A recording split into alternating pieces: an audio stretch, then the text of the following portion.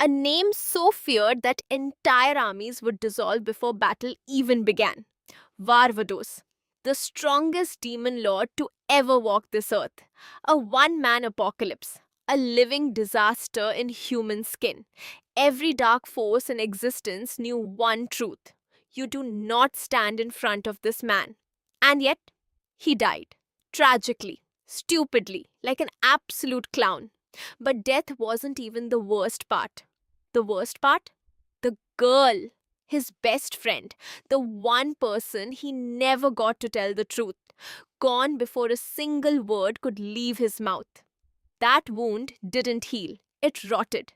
It ate through every corner of his soul until there was nothing left but silence and regret. So when reincarnation knocked on his door, Varvados made one decision. This time I disappear. I become nobody. I live quietly and I die quietly, and nobody ever knows my name. He came back as Ard Meteor small village. Loving family. Zero drama. That was the plan. The problem? His powers didn't get the memo. Every ounce of his demon lord strength came back with him, fully intact, fully loaded, and fully ready to ruin his plan from day one. This man wanted to be a background character. Instead, he was born as a walking cheat code wearing a child's face. The only thing that didn't come back, social skills. Those were gone. Permanently, like they never existed in the first place. Part 2. 10 years of grinding. Zero friends. 10 years passed. 10 years. During which Art did what any completely normal, well adjusted child would do. He grinded magic and martial arts from sunrise to sunset every single day without stopping, like he had a leaderboard to top. And when his 10th birthday came around, surrounded by his family, candles glowing, celebration in the air, the realization hit him like a wall. He had not a single friend. Not one. Outside, he could hear kids laughing, running, calling each other's names. Living. And this man, this legendary demon lord reborn, stood at his window listening to children play like it was the saddest thing in the world. He opened the door, walked outside, looked at those kids, and screamed at them to be his friends. They ran instantly, like he'd announced a fire drill. Did he stop? No. He spotted 3 girls nearby, tried to approach. His anxiety detonated mid walk. His legs gave out. He folded to the ground like a broken umbrella.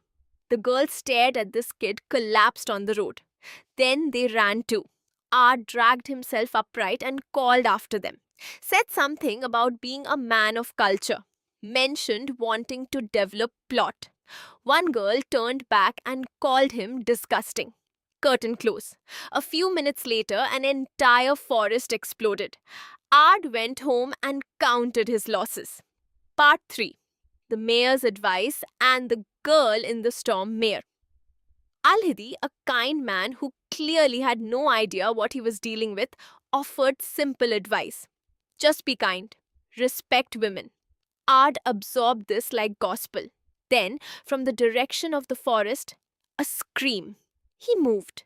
What he found stopped him cold. A silver-haired girl, standing over the wreckage of a giant wolf that had been peaceful just hours ago.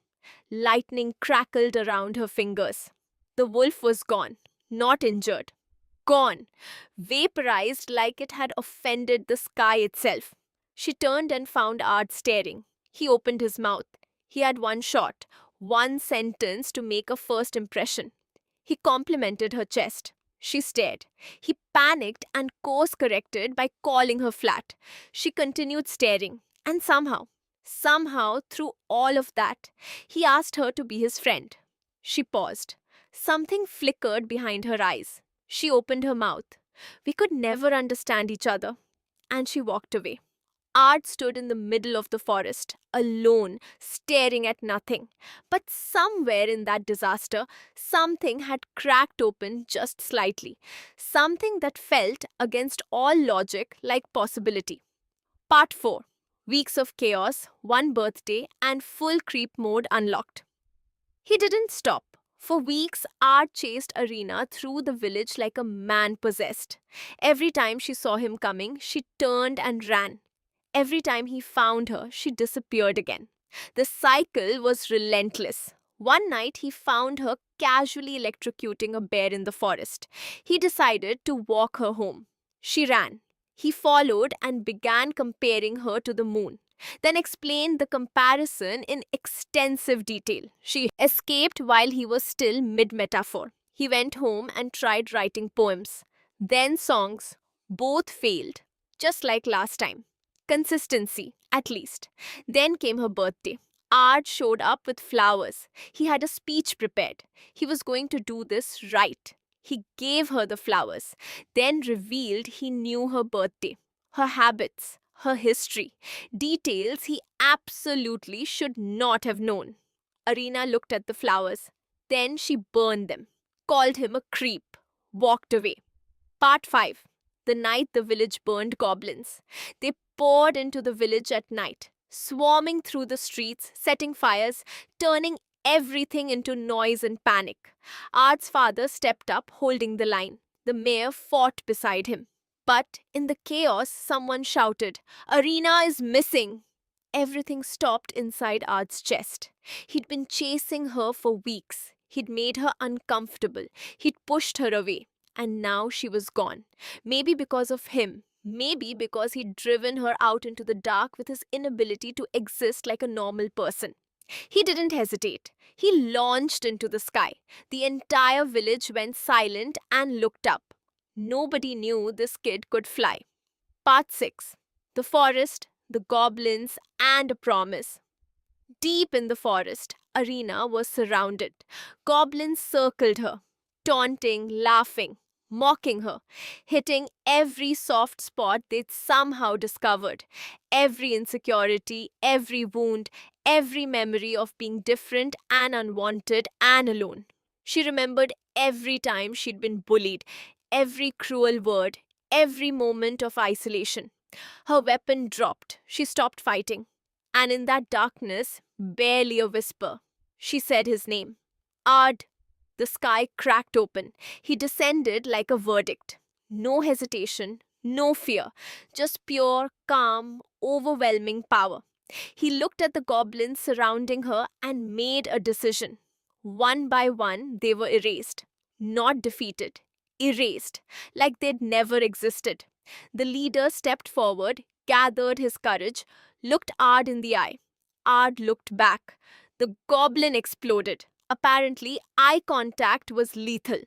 Ard walked to Ireena through the silence and the smoke. She was on the ground, shaking, tears she hadn't meant to cry running down her face.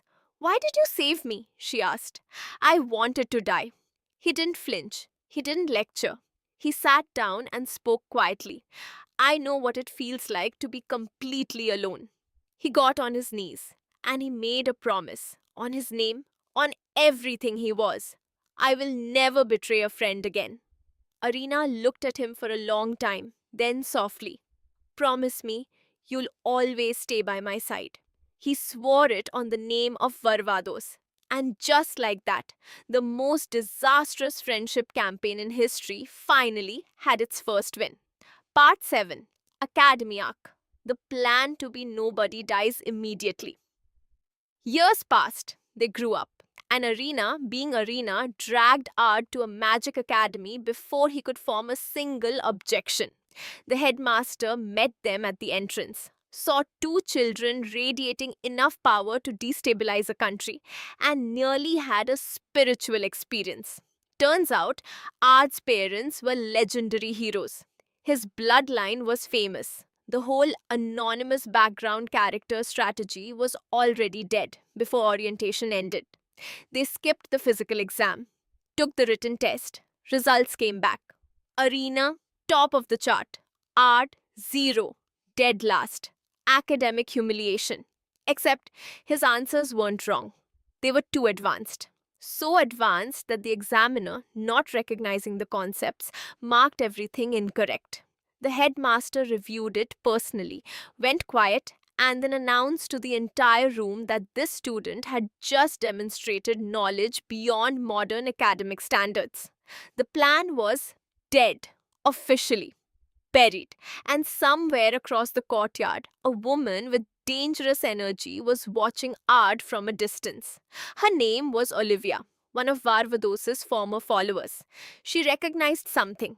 She didn't know what, but she was going to find out. Part 8. Heraldo, the duel, and Olivia's trap first day of class.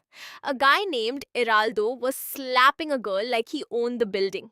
Ireena stepped in before anyone else moved. Art stepped in right behind her, looked Heraldo dead in the face, and told him that logic, it's a family matter, was complete garbage. That there was no situation, no relationship, no excuse that made hurting someone acceptable. Heraldo responded the only way small men respond to being called out. He challenged Art to a duel. Right on cue, Professor Olivia walked in. The moment Art heard her voice, saw those ears, that outfit, something inside him went cold. She knows me, or she will. She looked at him, tilted her head slightly, said she'd seen him somewhere before. Then she approved the duel, told him to show his power. It was a trap. He knew it was a trap, and he walked into it anyway. On the battlefield, Heraldo summoned a dramatic magic circle like he was the protagonist of his own story. Launched a grand attack. Named it like it was legendary. Art built a wall. Blocked everything. Didn't move. Then he roasted the attack. Scientifically. In front of the entire class. Heraldo threw more fireballs. Named each one. Mega Flare. Ultimate Mega Flare.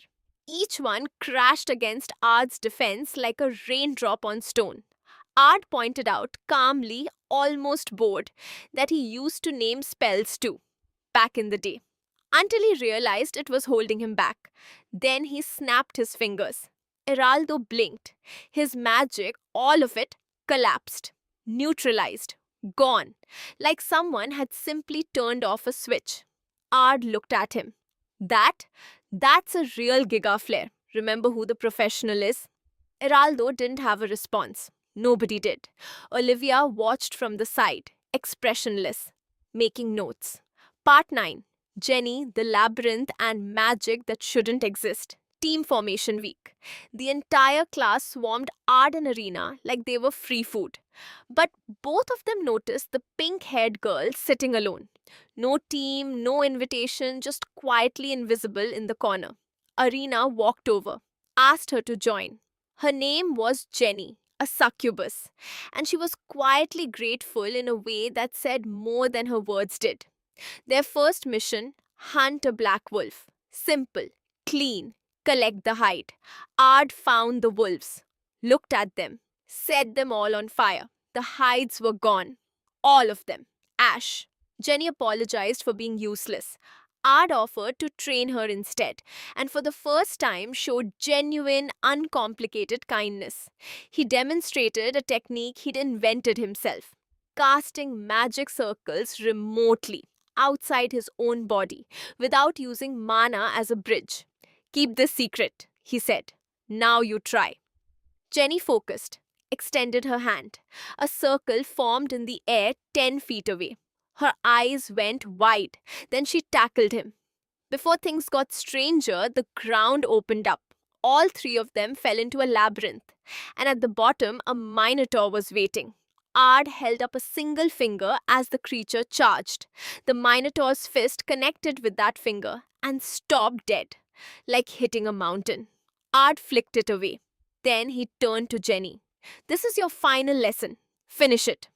She hesitated. She'd been running from fights her whole life, waiting to be saved, waiting for someone else to step in.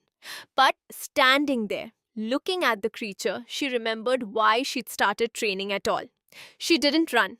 She gathered everything Ard had taught her, surrounded the Minotaur with remote circles, and ended the fight. When they climbed out of the labyrinth, horns in hand, team intact, something had shifted. Jenny was different, straighter, lighter. Olivia was waiting at the gate. She looked at the technique Jenny had used. She looked at Ard. That casting method, she said slowly, only one person ever used it. The name she didn't say hung in the air like smoke. Art smiled and said nothing. Olivia promised she'd have his answer soon. Part 10. The theatre date, the sewer, and no one ruins my day off. Jenny asked Ard on a date. Ireena immediately invited herself. Jenny suggested a harem. Ireena shut that down before the sentence was finished.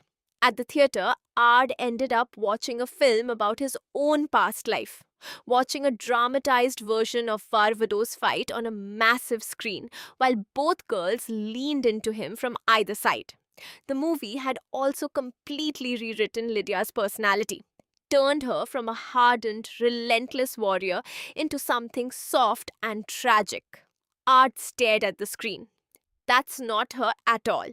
Walking home, they overheard a group in a side alley. Voices low, urgent. Words like queen and assassination and magical sigil. They followed the voices into the sewers, like people with no survival instinct. Inside, a massive magic circle covered the floor. The moment the bandits realized they had company, the leader triggered it. Fire erupting in a ring around Ard. Walls of flame closing in. He walked through them, calmly, steadily, like he was taking a stroll through warm weather. The sigil shattered at his touch. He looked at the assembled bandits. Nobody, he said quietly, ruins my day off. Lightning. Swift. Total. When the dust settled, one man was left standing. The leader, for questioning. The rest were gone. The escaping demon tried to use a child as a hostage. The village froze in panic. Ard looked at the child, looked at the demon. That's an illusion.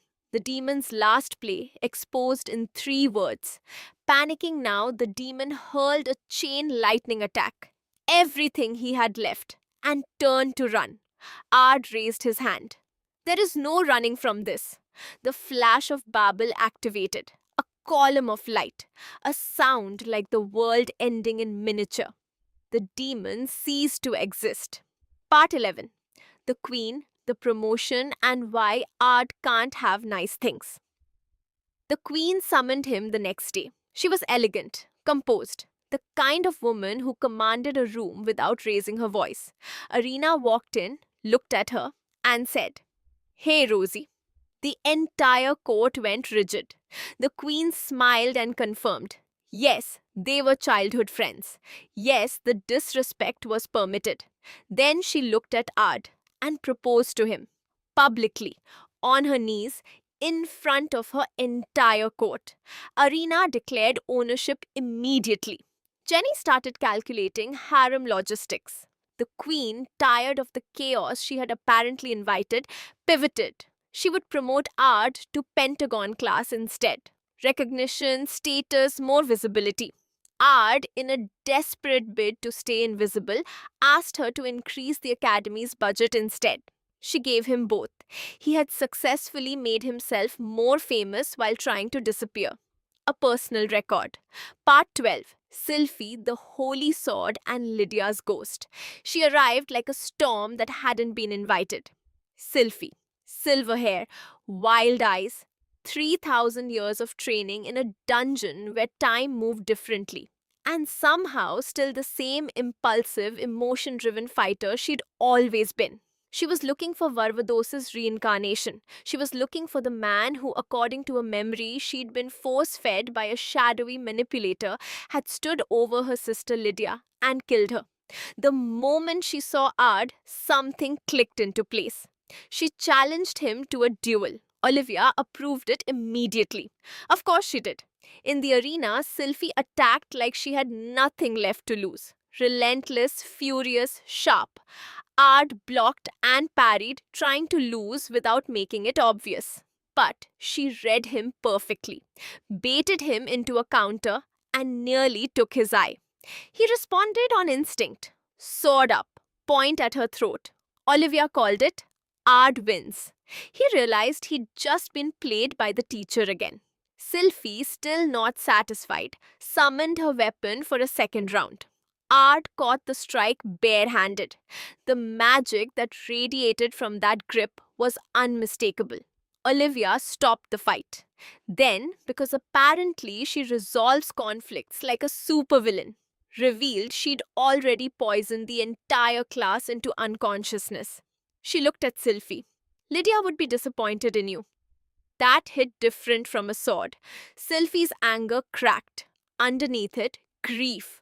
Raw, 3,000-year-old grief for a sister she never got to properly mourn. Ireena put a hand on her shoulder. And somehow, in that moment, the girl who'd come to kill Art ended up crying in the arms of the people she'd come to destroy. Part 13. The tournament, the maid cafe, and Olivia's blackmail festival week. The headmaster announced a tournament and, casually as a footnote, mentioned that Olivia had already registered Ard. Ard looked at her. She shrugged and smiled. Win the tournament, or I tell everyone who you really are. Beautiful, efficient, evil. The maid cafe was Jenny's idea.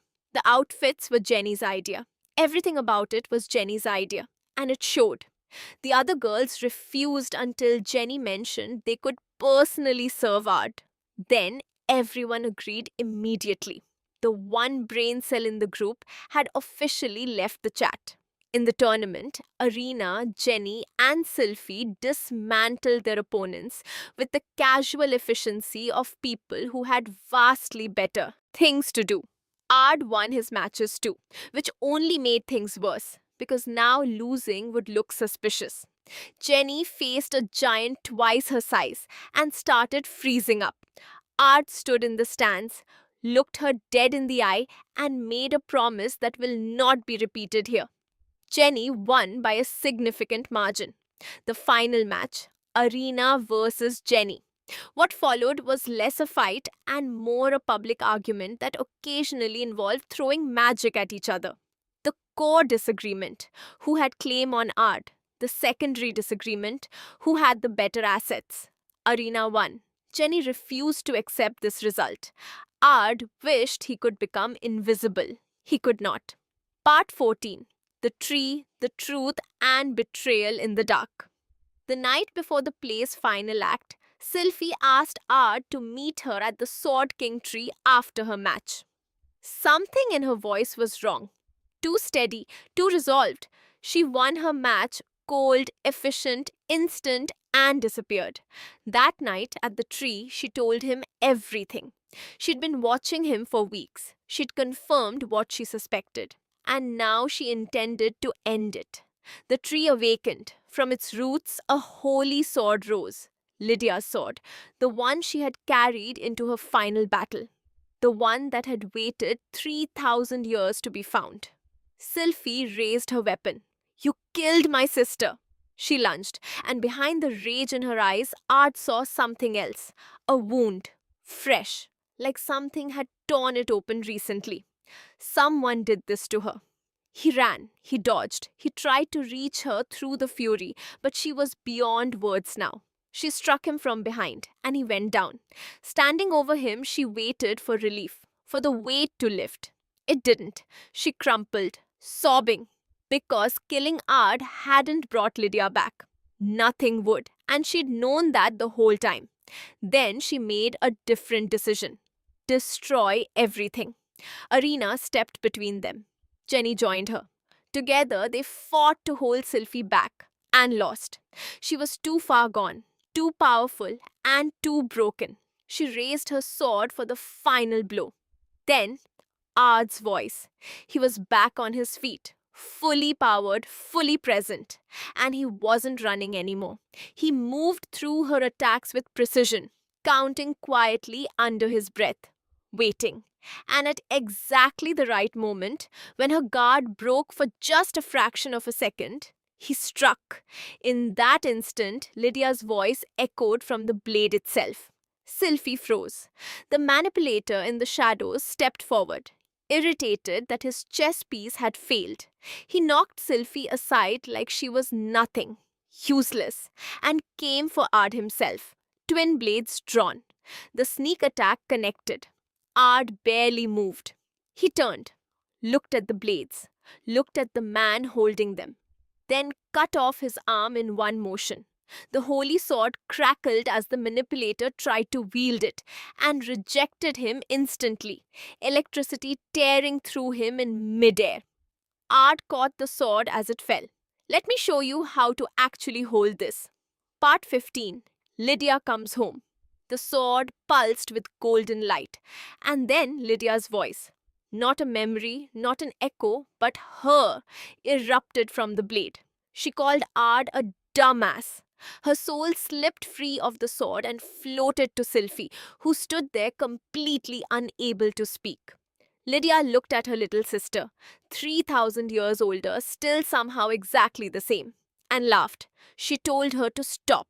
Stop blaming Varvatos. Stop living in that one terrible moment. Stop carrying a guilt that was never hers to carry. None of it was his fault, and clinging to the past isn't honoring me. It's wasting the life I wanted you to have. She told her to live, actually live, so that one day they could meet again. Then she returned to the sword, and the light faded. The field was quiet. Sylphie stood in the middle of it, breathing slowly, tears she didn't bother hiding running down her face. For the first time in 3,000 years, the weight was a little lighter. Part 16. 3,000 years back, 2 moons up, a field trip. Cards. Moonlight. Normal for once. Then Ard noticed something on the playing cards. Lydia's face. Verda's face. Legends printed on cardboard like collectibles. The carriage hit a rock. Time stopped. They vanished. When they woke up, there were 2 moons in the sky. Ard looked at them for a long moment. 3,000 years. We're in the past. A boy claiming to be God appeared, casually dropped a mission on them. Someone was destabilizing the timeline, worlds were at risk of erasure, and left before anyone could ask a follow-up question. Classic useless deity behavior. Ard processed this information. Ireena and Ginny clung to him like the world was ending. He gently detached them and looked up at both moons. We need to find Varvatos, my past self. Part 17. Lydia, alive and absolutely unhinged. She had the same silver in her hair, the same fire in her eyes, a sword at her hip, and absolutely zero patience for anything resembling caution. Lydia, living, breathing, 3,000 years younger than the grave Ard had stood over. He froze the moment he saw her. The girls admired her for approximately 2 seconds before her personality revealed itself. Loud, aggressive, immediately distracted by Jenny's assets, launching into behavior that Ard shut down by stepping between them and telling her she was committing a war crime. She challenged him to a duel. He accepted. What followed was not a sparring session. It was a street fight between two people who had clearly forgotten the definition of restraint. Lydia threw punches, kicks, sand in his face, a full body tackle. She fought dirty in every possible way and looked entirely comfortable doing it.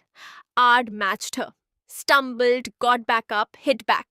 They went for hours, and when they finally collapsed side by side, both of them breathing hard, Lydia looked sideways at him and said, "You lasted longer than I expected." "Your fighting style is still ridiculous," Ard replied. She laughed, and Ard felt something he hadn't felt in a very long time. The particular warmth of someone who felt familiar in a way that had nothing to do with logic. He'd missed her. He hadn't even let himself know how much until right now. She patted his head without a word. He didn't say anything either. Part 18. The Cursed King, the Battlefield, and a Name He Dreaded. The war was real and it was brutal. Lydia led the charge. Sylphie, younger, just as reckless, tore through the front lines. Ginny worked with the healers in the rear, and Ard watched from above as the enemy general slipped through the chaos, bypassing the fighting entirely, targeting supplies. Classic, Ard thought, and predictable. He set the trap. When the general stepped into position, the array activated. a concentrated beam of energy that left nothing standing. Lydia rode back through the smoke and announced the enemy captain was now Ash. The castle lay ahead. Ard looked at the gates of his old home, the fortress he'd built with his own power in another life, and said nothing. Inside, on the throne, sat Varvatos, his past self, the man he used to be. He looked at him across the hall and felt the most unusual emotion he'd ever experienced: second-hand embarrassment. Not for Varvatos, who radiated final boss energy with casual precision, but for himself, for standing in the shadow of who he once was and realizing he'd been running from it for a decade. Ireena thought Varvatos was the most handsome thing she'd ever seen. Jenny wished for things that will not be documented here. Art pretended not to know them. Part 19. A visitor from the future. A war he never wanted. Then the demon lord appeared. Not during the battle, not on the field. Quietly, personally, standing in front of Ard alone. He removed his mask, and Ard was looking at himself. Not a twin, not a coincidence. Him, another version of Ard Meteor, decades further down a road that had gone very, very wrong. A man who had reincarnated, found Ireena and Ginny and something like peace, and then watched it all shatter again. A man who had lost everything twice. He'd become the demon lord to get Lydia back. Full stop. Not the world, not history, just her. Join me, his future self said. We can fix it. Ard was quiet for a long moment. He thought of Ireena. He thought of Ginny. He thought of every promise he'd made and every person who had believed in him because of them. Then he thought of Lydia. Not the Lydia he wanted to save, but the Lydia who had stood in a ruined village full of spirits and told him quietly, "This is the fate I chose." "No," Ard said. His future self studied him, then nodded slowly. "You have 3 days." Part 20. Lydia's Sin. Found her sitting outside, staring at nothing. She dragged him into town anyway. Made him eat. Made him walk. Acted like a menace. Flirting randomly, picking fights for no reason, getting into a public brawl with him when he called her an idiot. When the dust settled, she looked at him. "Something's bothering you. What is it?" He asked her something he'd been circling for days. What would you do if you had to sacrifice the thing you cared about most? She didn't answer. She took him somewhere instead. A ruined village, overgrown, silent, and full of spirits. Alien civilians, women, and children, all screaming at her, blaming her. She had wiped them out during a wartime operation. She had made a choice and people died for it. She told him she already knew what she was. "I'm a monster. I've known for a long time. My fate is to keep fighting until all enemies are gone. And then die alone. That's my punishment." She said it without drama, without self-pity, like someone reading from a plan they'd accepted long ago. "Don't try to change my ending," she told him. "I'm not worth saving." She patted his head one last time. That night, she came back to the house and hugged Ireena and Ginny and gave them hairpin gifts and suggested they all have a drink before the final battle. Just like that. Zero transition. As if the weight of everything she carried could be set down for a few hours if she just refused to let it show. Part 21. The final battle and a future that has to end. The war erupted on every front simultaneously. Verda's war machines cracked the earth. Olivia's beast army flooded the flanks. Dragons screamed overhead. The demon lord's forces pushed forward without end, without fear, without hesitation. On the battlefield, Ard's future self appeared. "Last chance," he said. "No," Ard said again. They clashed. Two versions of the same man, the same power, the same history, the same grief, trying to cancel each other out. Every spell reflected, every technique countered, a perfect, exhausting stalemate. Then the future version smiled. "I predicted this." Inside the castle, Ireena and Ginny had found the demon lord's soul crystal, the source of his immortality. But Latima, the maid who had served them faithfully for weeks, stepped out of the shadows and revealed her true face. She wasn't theirs, she was his. She had always been his. She summoned the monsters, hundreds of them, filling every corridor. Then Lydia dropped from the ceiling like a falling star. The hairpins, the ones she'd given them as goodbye gifts, had been trackers. She'd known. She'd planned for this the entire time. She dismantled the monsters in seconds, knocked Latima out, turned to the girls, and told them the truth. She had known for a long time how this ended. She had chosen it. Not because she had no other option, but because it was the world she wanted to create. A world where people could actually smile, where her sacrifice meant something more than herself. She put her hand on the crystal. This is the fate I chose. She destroyed it. The demon lord's immortality shattered. Back on the battlefield, the future Ard felt it instantly. The moment the foundation of his plan crumbled, he looked at Ard. Join me, please. And Ard finally looked at him with something like clarity. You're not trying to save Lydia. You're running from guilt. You never once asked what she actually wanted. The future version screamed, all of his power, all of his grief, unleashed at once. I know what she wanted. I know. But I wanted to be selfish just this once, just this one time. I wanted to live forever with her. He charged. They collided in a final strike, both blades crossing in the air above the burning battlefield. A light stopped the future version's sword. Lydia's presence, her choice, radiating outward from the crystal she'd just destroyed. Ard looked at his future self. It's over. The strike landed. The future version of Ard Meteor dissolved into golden light. His last words were not anger, not accusation, just memory. Lydia's laugh, her stubbornness, her hand on his head. I loved her, he said simply. And then he was gone. Part 22. What Lydia left behind. The light faded. Back in the past, Lydia stood in the quiet aftermath and asked Ireena and Ginny one question. The future. Is it a world where people can smile? They hesitated. They thought of everything. The chaos, the fights, the losses, the friendships that somehow survived all of it. Yes, Ireena said. Lydia nodded. Good. She hugged them both. Long, like she was memorizing it. Tell Ard something for me. And then she was gone. Varvatos stood outside his castle and announced the victory. He gave credit to one name, Ard Meteor.